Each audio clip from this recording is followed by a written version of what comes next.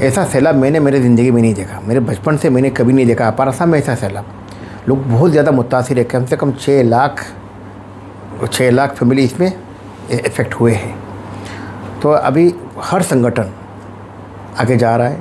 जैसा आपने कहा जमीयत उलमा, हज़रत मौलाना सैयद अरशद मदनी साहब दामद बरकातहू का हुक्म आया मेरे ऊपर, तो ऑल इंडिया जमीयत के सदर है, कहा भाई तुम फ़ौरन आगे बढ़ो।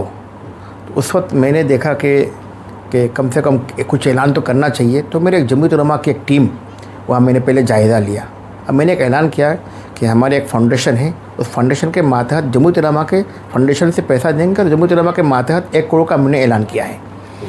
और अल्हम्दुलिल्लाह उस 1 करोड़ में हमने पहले कहा 25 लाख रुपया हम लोगों को राशन वगैरह देंगे। इसके बाद सबके अकाउंट में 15-20 दिन बाद 25,000, 10,000, 5,000 जिसका जो हालात है ऐसा हम भेजेंगे पैसा। तो ऐलान करने के बाद हमारे जमीयत उलमा की पूरा टीम, फाउंडेशन की टीम वहाँ चले गए, जाके 10-12 दिन से कंटिन्यू काम कर रहे हैं।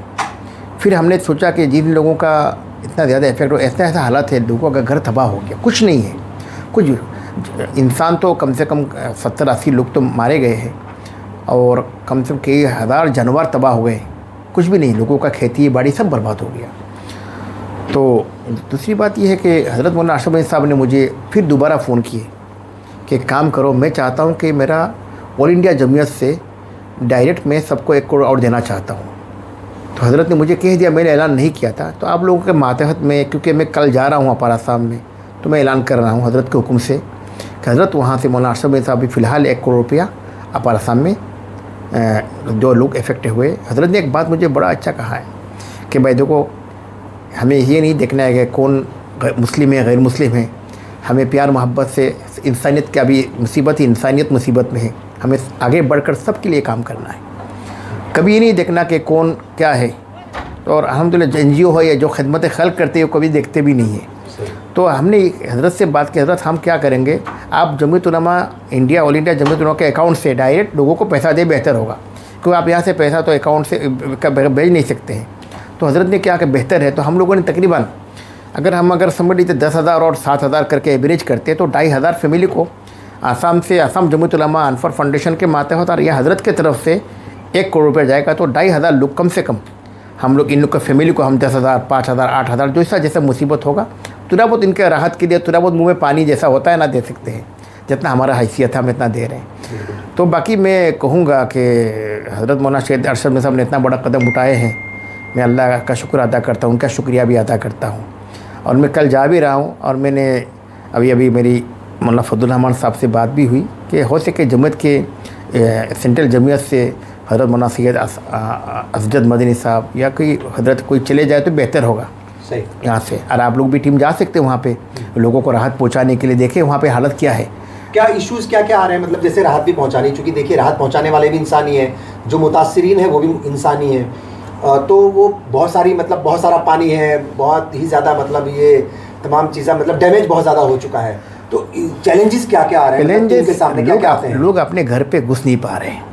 सबसे बड़ा चैलेंजेस इतना ज़्यादा कीचड़ हो गया है कि एक घर है, घर तबाह हो गया, घर के अंदर कम से कम आपका घुटनों तक कीचड़ है, किसी का घर कमर तक कीचड़ है, इसको हटाना। इसके बाद किसी का पक्का मकान है, किसी का कच्चा मकान है, कच्चा मकान तो बिल्कुल तबाह हो गया। तो मतलब इससे बहुत ज़्यादा लोग मुतासिर हुए हैं कि मैं जब इंसान देखता है कि इसका आंसू नहीं ठहरा पाएगा।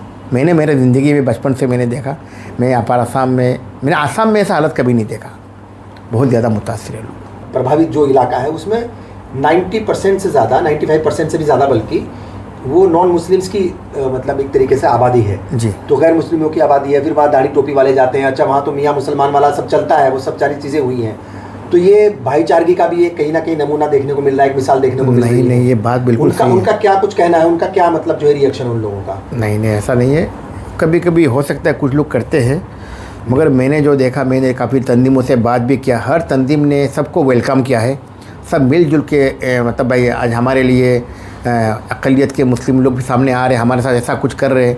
तो हर आदमी जो भी नॉन मुस्लिम है, हर संगठन वाले मोहब्बत के साथ सबको वेलकम कर रहे हैं, एक साथ मिलजुल के। मैंने एक चीज़ हकीकत में देखा है कि भाईचारे का एक बड़ा पैगाम वहाँ पे आया है अल्हम्दुलिल्लाह। और ख़ास करके हमारे जो संगठन जितने और भी तंजीमें हैं सब लोग जाके जो इन्होंने हेल्प की है बहुत ही फ़ायदा हुआ। और मैं चाहूँगा देखता हूँ कि आसाम में एक बहुत ही अच्छे एक भाईचारे की एक माहौल पैदा हो रहा है जो हमें खुशी हो रही है। और मैं दुआ भी करता हूँ कि हमें ये भाईचारे की हमेशा बरकरार भी रहे।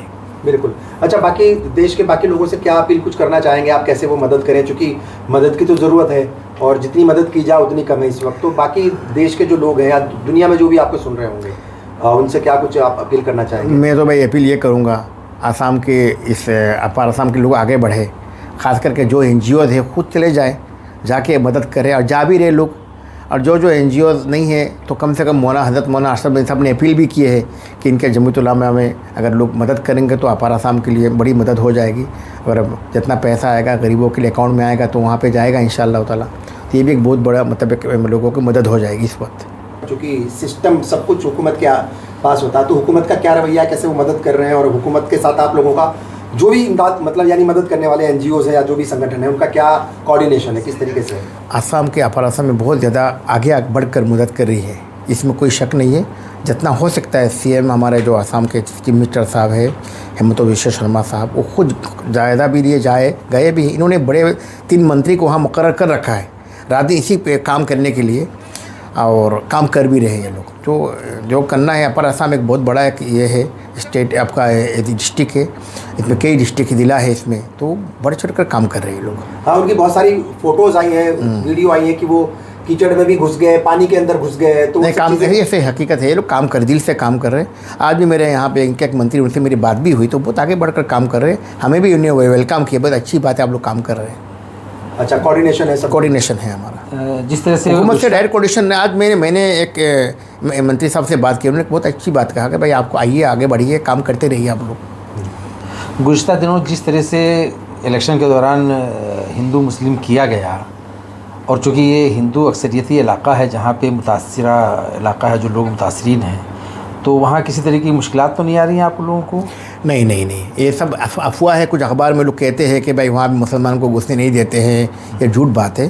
पूरा मुसलमान हर जगह की जहाँ मदद कर रहे हैं, हर आदमी हर औरत वेलकम कर रही है, ये बिल्कुल अफवाह है। अखबारों में मैंने देखा, कुछ जगहों में आया है।